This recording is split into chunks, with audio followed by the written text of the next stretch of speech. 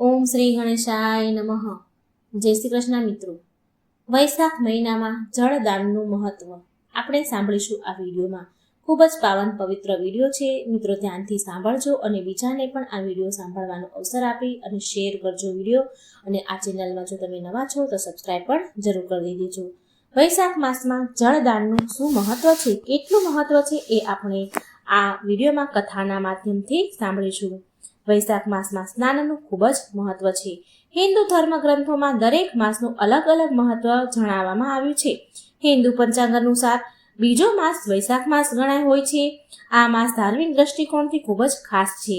આ માસમાં ભગવાન વિષ્ણુની વિશેષ રૂપથી પૂજા કરાય છે. આ માસ ભગવાન વિષ્ણુને અતિ પ્રિય હોવાના કારણે આ માસને માધવ માસ પણ કહેવાય છે. પુરાણો અનુસાર વૈશાખ માસમાં ભગવાન વિષ્ણુની પૂજા કરવાથી અનેક ગણું પુણ્ય ફળની પ્રાપ્તિ થાય છે. વૈશાખ માસમાં વૈશાખ સ્નાનનું અને જળદાનનું વિશેષ મહત્વ છે.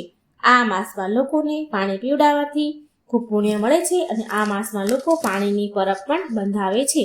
કહેવાય છે કે આ માસમાં પાણી પીવડાવવાથી ત્રિદેવ એટલે કે બ્રહ્મા વિષ્ણુ મહેશ ત્રણેયની કૃપા પ્રાપ્ત થાય છે. આ માસ સાથે જોડાયેલી એક સરસ પૌરાણિક કથા છે. આ પ્રચલિત કથા અનુસાર એક સમયે બંગદેત નામના રાજ્યમાં હિમક્રાંત નામનો એક રાજા રાજ્ય કરતો હતો. એક દિવસ રાજા શિકાર કરવા માટે જંગલમાં ગયો.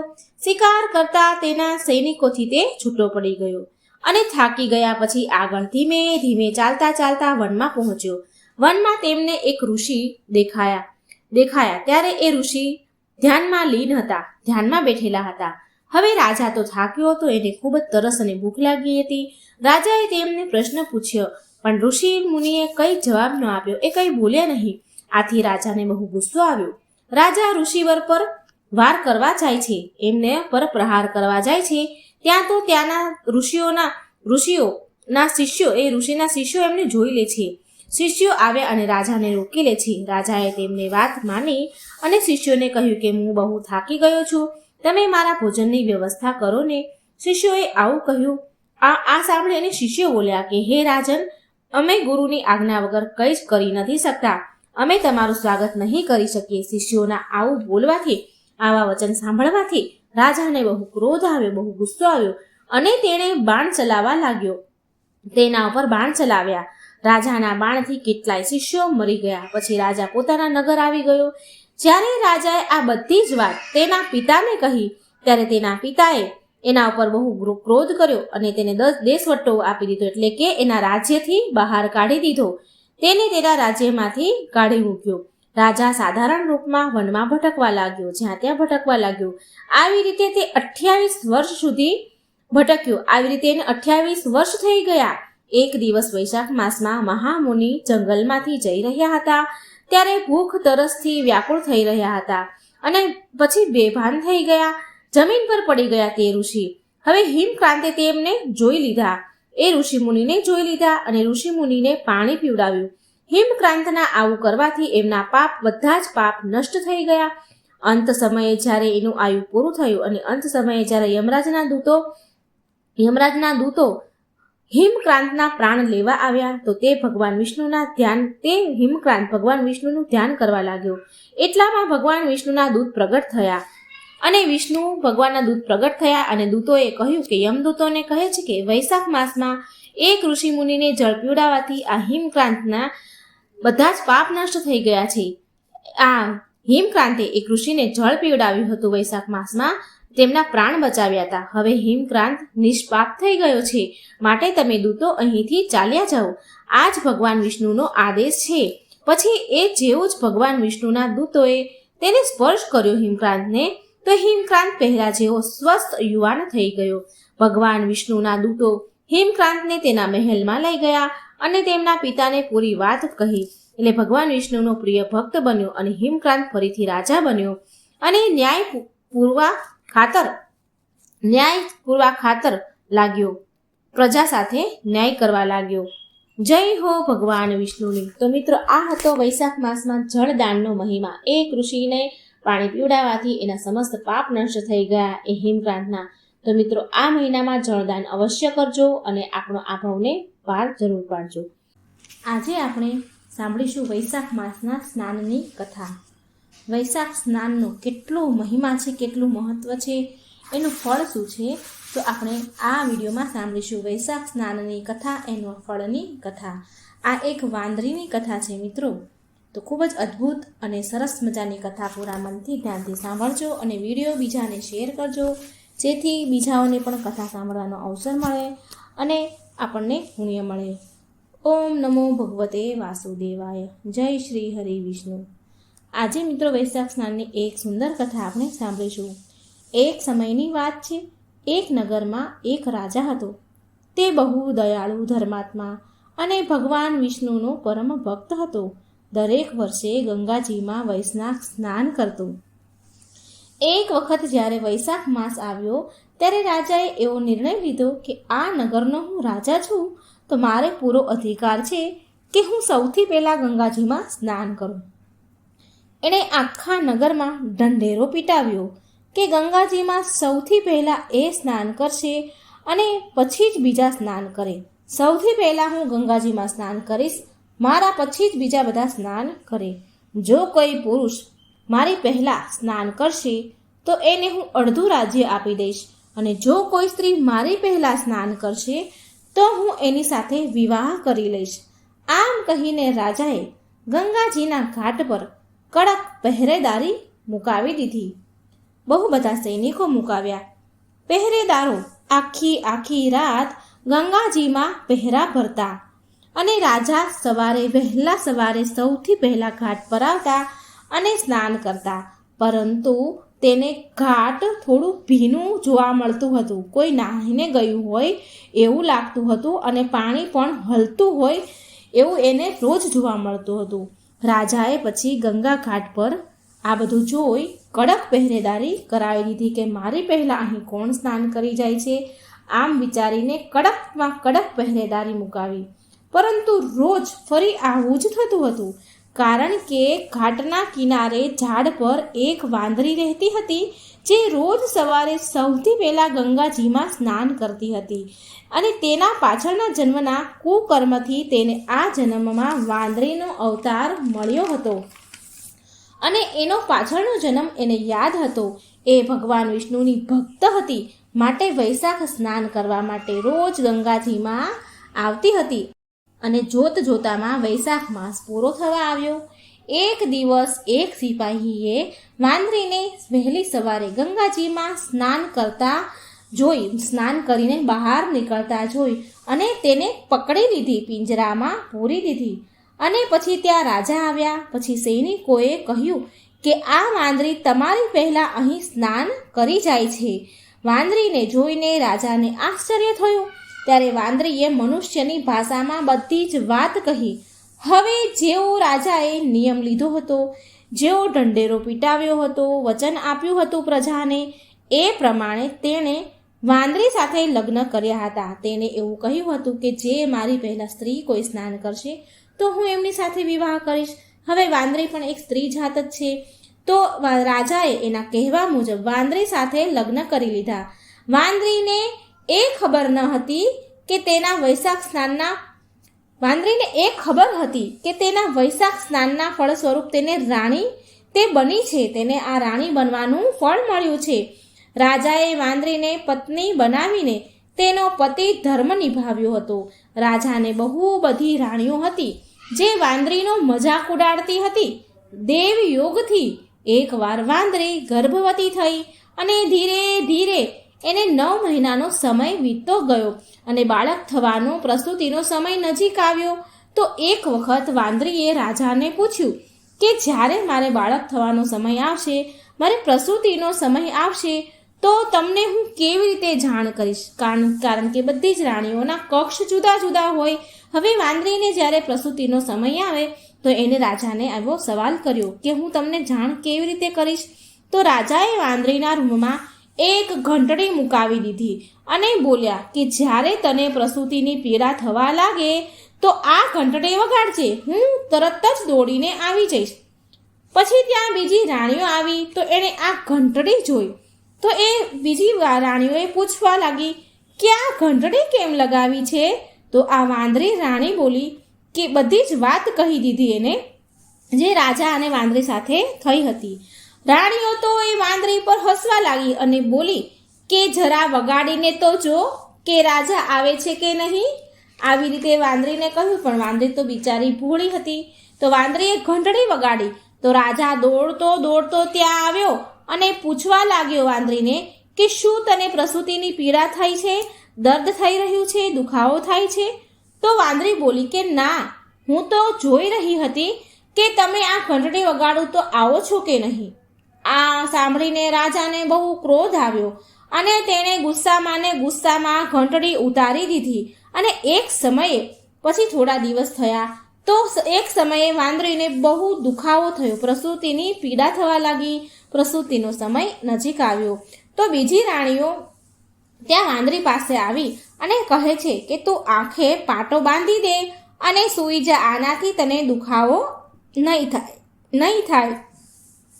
વૈશાખ માસના પુણ્યના પ્રભાવથી વાંદરીએ બહુ સુંદર બાળકને જન્મ આપ્યો અને આ બધું આ રાણીઓએ જોયું. રાણીઓ ત્યાં જ ઊભી હતી. હવે આ બાળકને જોઈને બધી રાણીઓને એક પુત્ર જન્મ આપ્યો હતો, એક છોકરાને મનુષ્ય અવતારમાં જન્મ આપ્યો હતો. તો આ બાળકને જોઈને બીજી વધારાની જે બધી રાણીઓ હતી તેને બહુ ઈર્ષ્યા આવી, એને ઝેર આવ્યું, કેમ કે એ રાણીઓને કોઈ સંતાન હતા જ નહીં. અને એવું વિચારવા લાગી એ રાણીઓ કે હવે આ બાળક રાજકુમાર બનશે અને આ વાંદરી રાણી તો રાજમાતા બની જશે. આમ વિચારીને બધી જ રાણીઓએ એક યોજના બનાવી. વાંદરીની આંખે તો પાટો બાંધ્યો હતો તો એને તો ખબર જ નથી કે શું નાનું આવ્યું. એટલે આ રાણીઓએ યોજના બનાવી કે વાંદરીના બચ્ચાને એક કપડામાં લપેટીને બહાર લઈ ગઈ એક રાણી અને એક દાસીને એ બાળક સોંપી દીધું અને બોલી કે આ બચ્ચાને નદીમાં વહાવી દે. દાસીને આમ કહી મોકલી દીધી. રાણીએ આમ કહીને એને મોકલી દીધી અને વાંદરીની બાજુમાં રહેલું જે પારણું હતું એમાં એક મોટો પથ્થર મૂકી દીધો. વાંદરીની આંખે પાટો હતો એટલે એ તો કંઈ જાણતી હતી નહીં, એને કંઈ જ ખબર હતી નહીં. અને થોડી વાર પછી જ્યારે વાંદરી ભાનમાં આવી તો એણે એ ઝૂલામાં પથ્થર જોયો. થોડી વાર પછી જ્યારે રાજા વાંદરી પાસે આવ્યો અને પૂછે છે કે શું જન્મ્યું છે, શું નાનું થયું વાંદરીને, આ રાણીને. તો રાણીઓ બોલી કે આ વાંદરીને તો એક પથ્થર જન્મ્યો છે. આ નાની રાણીએ પથ્થરને જન્મ આપ્યો છે. આ વિચારીને આ જોઈને રાજા દુઃખી થયા. આ પથ્થર જોઈને રાજા વિચાર કરવા લાગ્યા કે જ્યારે મારી બીજી અન્ય રાણીઓને બાળક નથી થયા તો આ વાંદરીને બાળક કેવી રીતે થાય. આમ કહી રાજા અત્યંત દુઃખી થયા. હવે આ બાજુ જ્યારે પેલી દાસી વાંદરીના બચ્ચાને લઈને એના દીકરાને લઈને નદીમાં વહાવા જાય છે, પણ દાસીએ જોયું કે નદીના કિનારે એક કુંભાર માટલા ઘડી રહ્યો છે. એ દાસીથી એ વાંદરીના પુત્રને નદીમાં વહાવવાની હિંમત ન થઈ, એનાથી એ કામ ન થયું. તો એણે ત્યાં કિનારા પાસે એક કુંભારને જોયો જે માટીના ઘડા વાસણ બનાવી રહ્યો હતો. તો એ દાસીએ ધીમે પગલે ધીમે ધીમે છુપાઈને એ બાળકને એક કુંભારની ખબર ન પડે એમ માટીના એક મોટા તગારા જેવું હતું, કંઈ વાસણ હતું, એમાં એણે મૂકી દીધો અને ત્યાંથી ધીમે પગલે ચાલી ગઈ. કુંભારે જ્યારે બાળકના રડવાનો અવાજ સાંભળ્યો તો તે બાળકને જોયો અને બાળકને હાથમાં લીધો અને એ બહુ પ્રસન્ન થયો, કારણ કે એ કુંભારને પણ કોઈ સંતાન હતું નહીં. હવે તે કુંભાર અને તેની પત્ની કુંભારણી બહુ પ્રેમથી એ બાળકનો ઉછેર કરવા લાગ્યા, લાલન પાલન કરવા લાગ્યા. એ જાણતા હતા કે આ બાળક કોઈ ઉચ્ચ ઘરનું છે, ઊંચા મોટા પરિવારનું છે, કેમ કે એ બાળક એક રેશમી કપડામાં વીંટાયેલું હતું. જોત જોતામાં સમય જતા એ વાંદરીનો દીકરો મોટો થયો. તો એક દિવસ એ કૂવા પાસે રમી રહ્યો હતો. સંજોગવશ એ દાસી કૂવા પાસે આવી જે તેને ત્યાં કુંભારના માટલામાં કે પેલા માટીના વાસણમાં મૂકી ગઈ હતી. એ જ દાસી કૂવે પાણી ભરવા આવી અને એની સહેલી એની બેનપણી ત્યાં હતી. તો એ બંને વાતો કરી રહી હતી. હવે વાતમાં એ દાસીથી આ વાત મોઢામાંથી નીકળી ગઈ કે તેણે વાંદરીના બાળકને, એના પુત્રને જન્મ આપી અને આ બધી જ વાત એની બેનપણીને કહી કે જન્મ આપ્યો, પછી મેં નદીમાં વહાવા મને રાણીએ મોકલી, પછી મારાથી એવું થયું નહીં એટલે મેં કુંભારને ત્યાં મૂકી દીધો. આ બધી જ વાત એની બહેનપણીને કહી અને આ છોકરો જે વાંદરીનો પુત્ર છે એ બાજુમાં ઊભો સાંભળતો હતો. કુંભારના માટીના વાસણમાં મૂકી દીધો હતો. આ બધી જ વાત એ વાંદરીનો છોકરો સાંભળે છે, ત્યાં ઊભો હતો. એણે બધું સાંભળ્યું અને કુંભાર તેના પિતા પાસે આવ્યો અને એણે બધી જ આ વાત કહી એના પિતાને. આ સાંભળીને કુંભાર તેના પિતા બોલ્યા કે બેટા, તો એનો મતલબ તો એ છે કે તું રાજાનો દીકરો છે, રાજાનો પુત્ર છે. પરંતુ જો બેટા આ વાત અમે રાજાને કહીશું તો રાણીઓ આ વાતને સાચી નહીં પડવા દે, આપણને ખોટા પાડી દેશે, માનવા નહીં દે. ત્યારે એ બાળક બોલ્યો, તેના પિતાને કહે છે કે તમે મારી માટે માટીના હાથી ઘોડા બનાવી દો. પછી તે બાળક માટીના હાથી ઘોડા લઈને કૂવાના કિનારે બેસી ગયો. જ્યારે રાજમહેલની દાસીઓ પાણી ભરવા કૂવે આવી તો એ વાંદરીનો પુત્ર બોલ્યો કે મારા હાથી ઘોડાને પાણી પીવડાવી દો. ત્યારે દાસીઓ બોલી કે મૂર્ખ બાળક, શું માટીના હાથી ઘોડા કઈ પાણી પીવે ખરી? તો એ બાળક બોલ્યો કે જો રાજાએ એવું માની લીધું કે વાંદરીએ એક બચ્ચાને નહીં પણ એક પથ્થરને જન્મ આપ્યો છે તો માટીના હાથી ઘોડા પણ પાણી પી શકે છે ને? દાસીઓએ આ વાત જઈને રાજાને કહી. આ સાંભળીને રાજાને બહુ આશ્ચર્ય થયું. તેણે વાંદરીને પૂછ્યું તો એ વાંદરી રાણી બોલી કે મને કંઈ ખબર નથી મહારાજ, મારી આંખો ઉપર પાટો બાંધેલો હતો. તો રાજાએ એની બીજી રાણીઓને પૂછ્યું. રાજાને એની રાણી ઉપર બહુ વિશ્વાસ હતો, બહુ પ્રેમ હતો. તો એની બીજી રાણીઓને પૂછ્યું તો આ રાણીઓ તો અદેખી જ હતી, એને તો ઈર્ષા હતી. એટલે એ બોલી કે ના મહારાજ, અમે તો વાંદરીને પથ્થરને જન્મ આપતા જ જોયો છે. રાજાને રાણીઓની વાત પર વિશ્વાસ થઈ ગયો. રાજાએ કુંભાર અને તેના દીકરાને રાજ્યમાંથી બહાર કાઢી મૂક્યા. હવે એ કુંભાર અને એનો દીકરો, એનો પરિવાર જંગલમાં એક ઝૂંપડી બનાવીને રહેવા લાગ્યા. એક દિવસ એ બાળકે, વાંદરીના દીકરાએ યોજના બનાવી. એ છોકરાએ માટીના ઘડામાં પાણી ભરીને એક ઝાડ ઉપર બેસી ગયો. ઝાડ નીચે અગ્નિ સળગાવી, અગ્નિ પ્રગટાવી અને ઝાડ ઉપર પાણીનું માટલું લઈને ત્યાં બેસી ગયો. ત્યાં જંગલમાં થોડી છોકરીઓ રમી રહી હતી. એના છેવડી એ છોકરીઓ રમી રહી હતી. ત્યાં ઝાડના લાકડા કાપવા આવી હતી. એ છોકરીઓ ઝાડના લાકડા કાપી રહી હતી અને ખૂબ ગરમી હતી તો એને બહુ તરસ લાગી.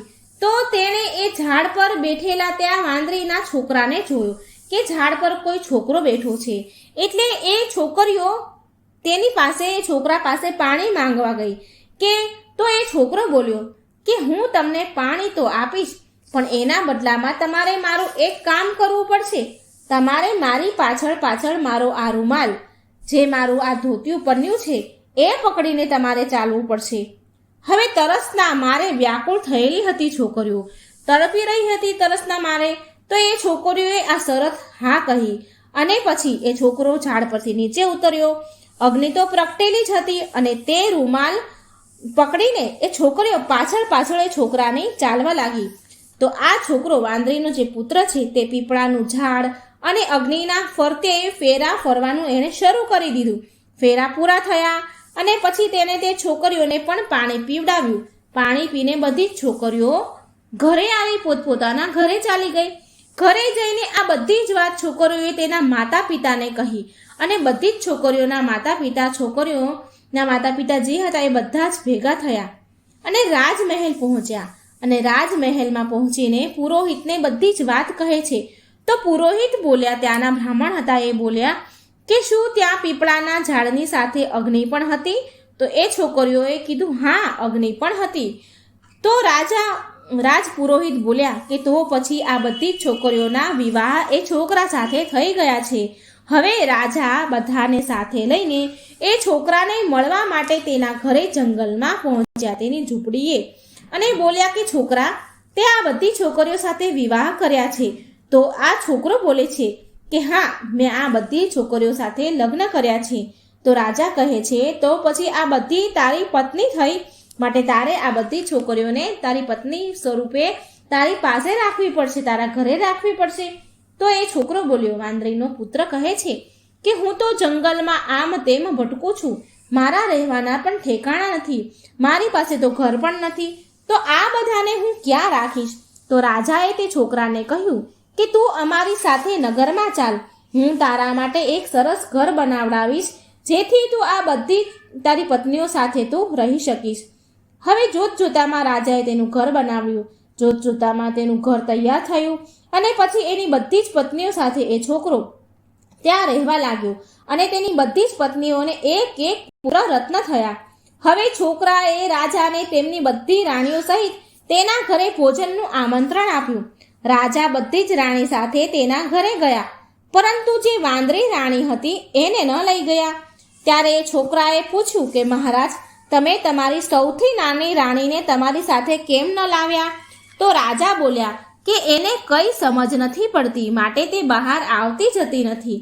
પણ છોકરાએ જીદ કરી, બહુ આગ્રહ કર્યો, એટલે રાજાએ વાંદરીને તેની માતાને ત્યાં બોલાવી.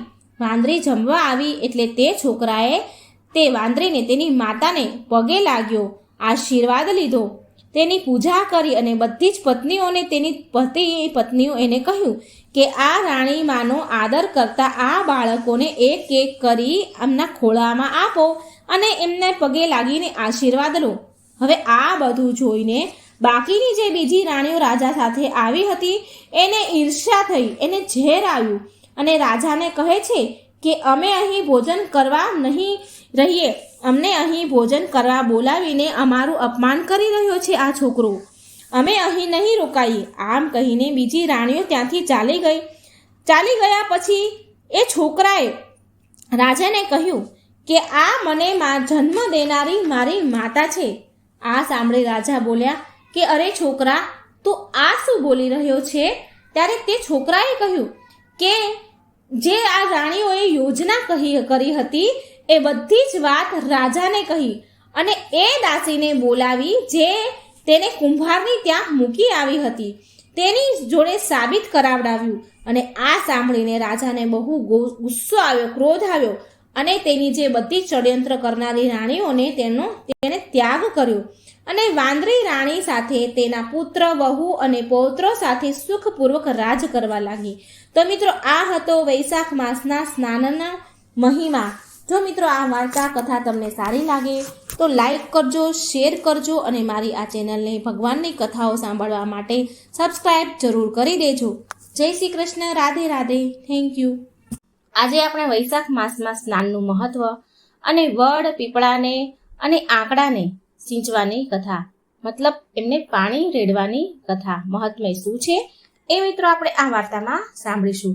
ખૂબ જ સરસ પવિત્ર કથા છે વૈશાખ મહિનાને મહત્વની. તો મિત્રો આ ધ્યાનથી સાંભળજો અને બીજાને પણ વિડીયો સારો લાગે તો શેર જરૂર કરજો, જેથી બીજાને પણ આ મહત્વ સમજાય, આ ભગવાનની કથા સંભળાય અને આપણને પુણ્ય પ્રદાન થાય. તો ઓમ નમો ભગવતે વાસુદેવાય. વૈશાખ સ્નાન અને વડ, પીપળાને આંકડાને સિંચવાની કથા. નર્મદા નદીના તટ પર એક નાનું એવું ગામ હતું. એ ગામમાં વૃદ્ધ દંપતી રહેતા હતા, દાદા અને દાદી. તેમને 2 દીકરા અને 2 વહુ હતી. તે વૈષ્ણવ હતા. તો એ ગરઢા વૃદ્ધ વ્યક્તિને, એ દાદાને રોજનો એક નિયમ હતો કે નર્મદા નદીએ સ્નાન કરવા જવાનું અને સ્નાન કરીને નર્મદા નદીમાંથી 1 લોટો જળ સૂર્યદેવને અર્ઘ્ય અર્પણ કરવાની અને પછી ત્યાં નદી કિનારે વડ, પીપળો અને આંકડો હતો તો એને પાણી ચડાવવું. આ રોજનો જ એમનો નિયમ હતો. એક દિવસની વાત છે, વૈશાખ માસ આવવાનો જ હતો. તો વૈષ્ણવ વૃદ્ધ દાદા એ માણસ તેની પત્નીને કહે છે કે મારી તબિયત થોડા સમયથી ઠીક નથી અને હવે કાલથી વૈશાખ મહિનો શરૂ થવાનો છે. મને લાગે છે કે મારો વૈશાખ મહિનામાં નર્મદા નદીના તટ પર આ સ્નાન કરવાનો નિયમ તૂટી જશે. તબિયત ખરાબ થવાના કારણે નદીએ નહીં જઈ શકું, હું એટલું નહીં ચાલી શકું. તો એમના પત્ની બોલ્યા કે તમે આટલા દુઃખી ન થાવ, આપણે 2 દીકરા અને 2 વહુઓ છે, તમે તમારા બંને દીકરા અને વહુને કહી દો, એમાંથી કોઈને કોઈ નર્મદા નદીના તટમાંથી પાણી જરૂર લઈ આપશે તમને, અને પછી તમે સ્નાન કરી દેજો ઘરે. તમે વહુ અને દીકરાને આ વાત કહો. એ વ્યક્તિ બોલે છે, વૃદ્ધ દાદા બોલે છે કે ભાગ્યવાન, આ વખતે મને બહુ મન છે, મારી ઈચ્છા છે કે આપણે બંને સાથે જોડે સ્નાન કરીએ, વૈશાખ સ્નાન કરીએ. એટલે તે વ્યક્તિની પત્ની એ દાદીમાં બોલે છે કે તમે તો મારા મનની વાત કહી દીધી. હું પણ આવો જ વિચાર કરી રહી હતી. તમે ચિંતા ન કરો, આપણે બંને જરૂર સાથે મળીને વૈશાખ સ્નાન કરીશું. ત્યારે બંને દંપતીએ તેમની બંને વહુ અને દીકરાને બોલાવ્યા. એમના મનની વાત એમના દીકરાઓને અને વહુને કહી. ત્યારે એમનો મોટો દીકરો બોલ્યો, પિતાજી, તમે તો જાણો છો ને કે હું બીજા શહેરમાં નોકરી કરવા જાઉં છું અને સવારે 5 વાગ્યામાં ઘરેથી નીકળી જવું પડે છે, તો હું તમારું આ કામ નહીં કરી શકું. હું તમને નર્મદા નદીએથી પાણી નહીં લાવી દઈ શકું. પછી મોટી વહુ બોલી, પિતાજી, મારે પણ સવારે જલ્દી ઉઠીને એમના માટે જમવાનું બનાવવાનું હોય છે, ભોજન બનાવવું પડે છે, માટે હું પણ તમારી માટે નર્મદા નદીનું જળ નહીં લાવી શકું. જો 1-2 દિવસની વાત હોત ને માતા પિતાજી, તો હું તમારું આ કામ કરી પણ દેત, પણ આખો મહિનો તમારો નિયમ છે એટલે હું કેવી રીતે કરી શકું? તો એ પછી એમનો દીકરો, જે નાનો દીકરો હતો અને વહુ હતા, એ બોલ્યા, પિતાજી, તમે ચિંતા ન કરો, અમે બંને તમારા માટે રોજ નર્મદા નદીનામાંથી જળ ભરી લાવી દઈશું. પછી તમે રોજ જરૂર વૈશાખ સ્નાન કરી શકશો. આમ કહીને એ બંને, નાનો દીકરો અને વહુ, તેમના રૂમમાં ગયા. પછી એના નાના દીકરાએ એની પત્નીને કહ્યું કે સાંભળ પ્રિયા, મારા મનમાં પણ એક વિચાર આવ્યો છે. માતા પિતા માટે આપણે જળ લેવા માટે નર્મદા નદીએ તો જવાના જ છીએ, તો કેમ ના આપણે પણ બંને સાથે જોડીમાં સાથે મળીને વૈશાખ સ્નાન કરીએ? ત્યારે એની પત્ની બોલી, ઠીક છે, આપણે બંને પણ સાથે મળીને સ્નાન કરી લઈશું, સહજોડે સ્નાન કરીશું, વૈશાખ સ્નાન કરીશું. ત્યારે નાના દીકરા અને વહુએ આ વાત જઈને એમના માતા પિતાને કહી. આ સાંભળી એ વૃદ્ધ દંપતી, એ દાદા દાદી ઘણા રાજી થયા. બીજા દિવસે સવારે 4 વાગ્યે નાનો દીકરો અને વહુ નર્મદા નદીના તટ પર પહોંચ્યા. બંનેએ નદીમાં સ્નાન કર્યું અને પાણી લઈને ઘરે આવ્યો અને એ જળ એમના માતા પિતાને આપી દીધું. પછી વૃદ્ધ પતિ પત્નીએ 1 લોટો પાણી કાઢી અને એક બાજુ મૂકી દીધું અને જે બાકીનું પાણી હતું એમાંથી એ બંનેએ સ્નાન કર્યું.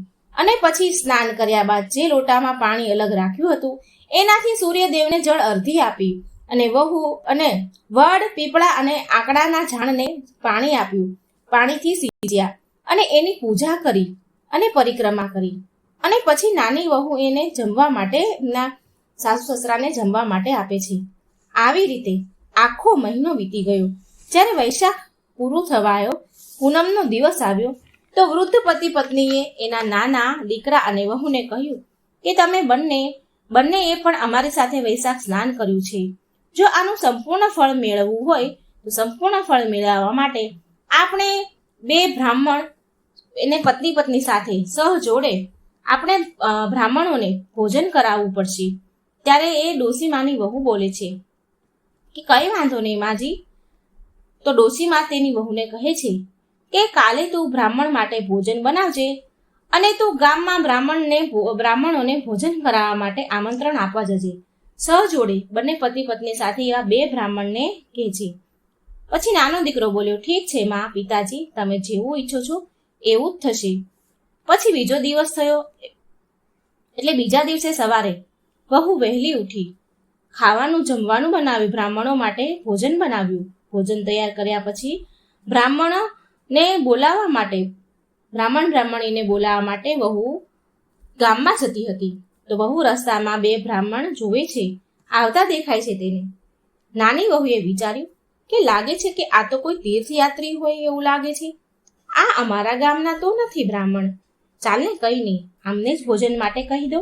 પછી આમ વિચાર કરીને નાની વહુ એમની પાસે ગઈ, તેમને પ્રણામ કર્યા અને બોલી કે હે બ્રાહ્મણ દેવ, આજે વૈશાખ પૂર્ણિમાનો દિવસ છે.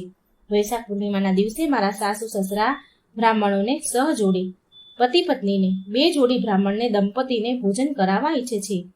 કૃપા કરી તમે મારા ઘરે ભોજન કરવા ચાલો ને. ત્યારે બ્રાહ્મણ અને બ્રાહ્મણી બોલ્યા, જે 4 જણા હતા એ બોલ્યા કે બેટા, અમે તો તીર્થયાત્રીઓ છીએ, યાત્રાળુઓ છીએ, અમને ભોજન મળે એનાથી વધારે મોટી વાત અમારા માટે શું હોય. પછી એ વહુ બ્રાહ્મણીને એમના ઘરે લઈ આવી અને એ ચારેયને ભોજન પીરસ્યું અને બ્રાહ્મણોએ પેટ ભરીને ભોજન કર્યું અને પછી વૃદ્ધ દંપતીએ બ્રાહ્મણોને દક્ષિણા આપી. બ્રાહ્મણોએ તેમને આશીર્વાદ આપ્યા.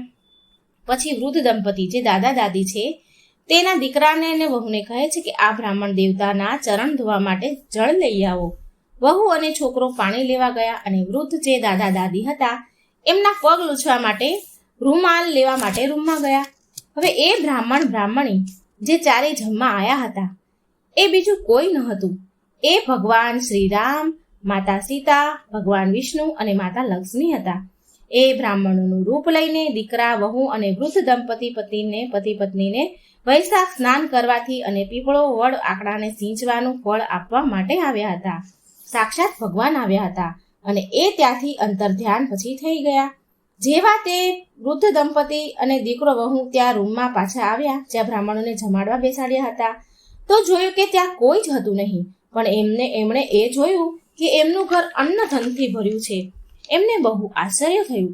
એમણે જોયું કે જ્યાં ભગવાન રામ અને સીતા બેઠા હતા ત્યાં ભગવાન રામના ચરણ અને ધનુષનું નિશાન હતું અને જ્યાં માતા સીતા બેઠા હતા ત્યાં સોના મહોરની થેલી ભરી હતી અને જ્યાં ભગવાન વિષ્ણુ બેઠા હતા ત્યાં સુદર્શન ચક્રનું નિશાન હતું, ચિહ્ન હતું અને જ્યાં મા લક્ષ્મી બેઠા હતા ત્યાં હીરા, ચાંદી, સોનાનો મોટો થેલા ભર્યા હતા. આ ખબર આખા ગામમાં ફેલાઈ ગઈ તો વૈષ્ણવ દંપતીના ઘરે બધા જ લોકો જોવા આવ્યા કે ત્યાં ભગવાન પ્રગટ થયા છે. તે વૃદ્ધ દંપતીના મોટા દીકરા અને વહુને ખબર પડી તો એમને બહુ દુઃખ થયું કે જો આપણે પણ વૈશાખ સ્નાન કરત અને માતા પિતાને નર્મદા નદીનું જળ લાવીને આપત તો આપણને પણ ભગવાન દર્શન આપત ને. પછી વૈષ્ણવ દંપતીએ ગામવાળાને કહ્યું કે વૈશાખ માસમાં સ્નાન કરી વડ, આકડો અને પીપળને સિંચવાથી ઘરની દરિદ્રતા દૂર થાય છે તથા ઘરમાં સુખ સમૃદ્ધિનો વાસ થાય છે. હે પીપળાદેવ, હે વૈશાખ દેવતા, જેવું સુખ તમે વૈષ્ણવ દંપતીને આપ્યું એવું જ સુખ બધાને જ પ્રદાન કરજો. ઓમ નમો ભગવતે વાસુદેવાય. જય શ્રી કૃષ્ણ. રાધે રાધે.